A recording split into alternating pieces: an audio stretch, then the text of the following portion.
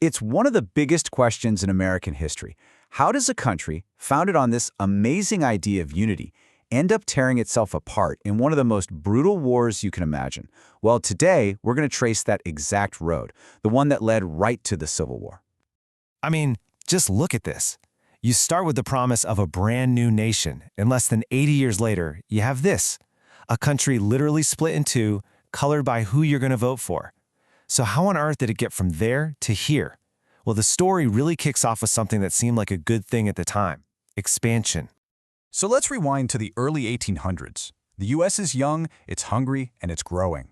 But as it got bigger, this one deep, dangerous crack started to form, all over a single explosive issue: slavery. And this is the moment the problem just went into overdrive. The Louisiana Purchase in 1803 was, on paper, an incredible deal. It literally doubled the size of the country overnight. Think of all that new land, all that opportunity. But what it really did was open a Pandora's box.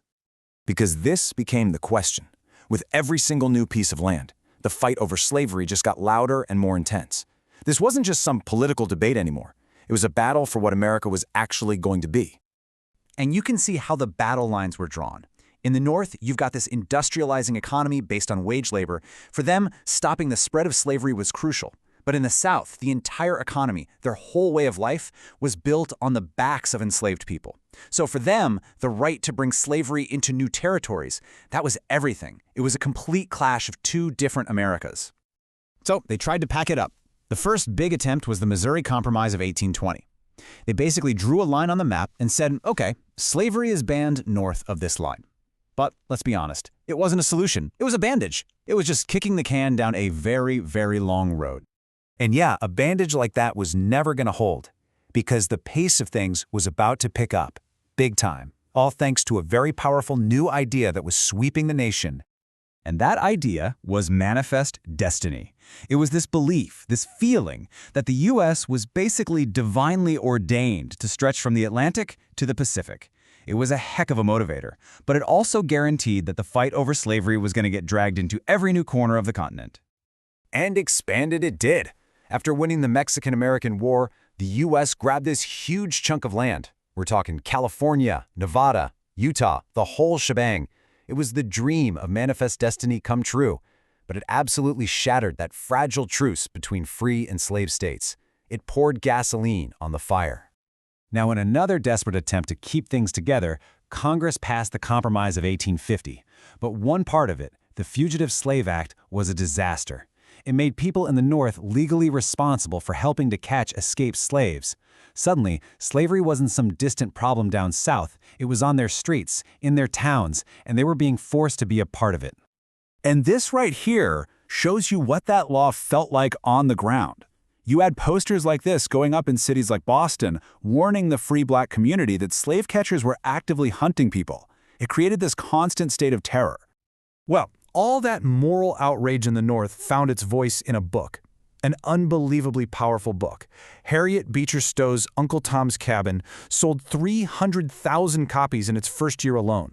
For the first time, it showed millions of people the horrifying human reality of slavery in a way no politician ever could.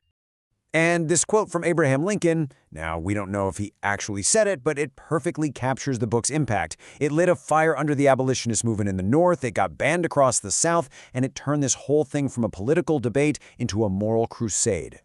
But while the culture was shifting, politics was about to make a catastrophic move. The era of just patching things up was over. Bloodshed was coming. In 1854, the Kansas-Nebraska Act came along and just blew the Missouri Compromise to bits. It introduced this idea called popular sovereignty, which basically meant the settlers themselves would vote on whether to have slavery. The result? Total chaos. Pro- and anti-slavery settlers flooded into Kansas, and it turned into a mini-civil war, what everyone started calling Bleeding Kansas.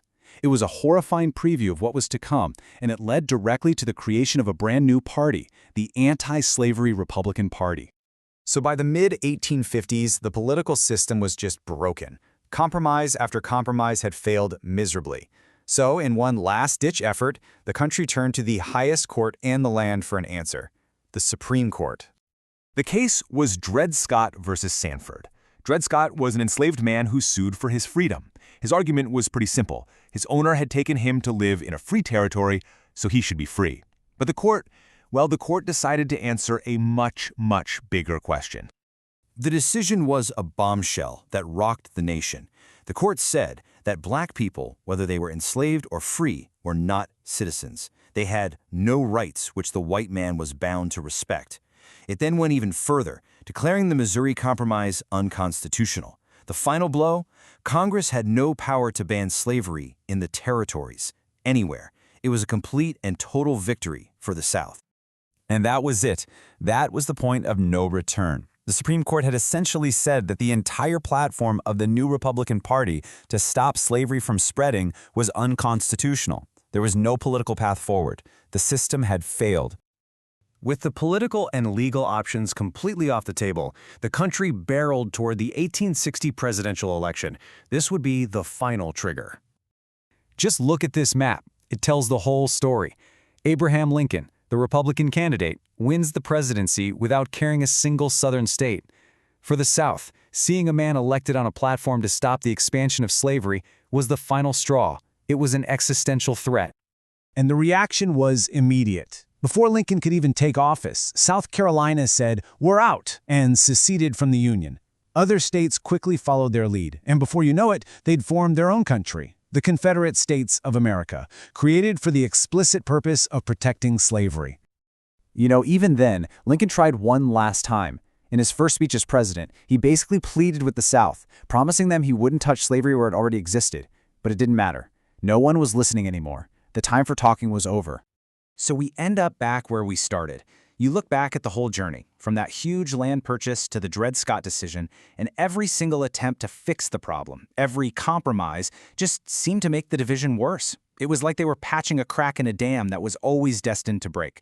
So you have to wonder, was war the only way this could have ended? Or was there another path they just couldn't see? It's a question history leaves for us to think about.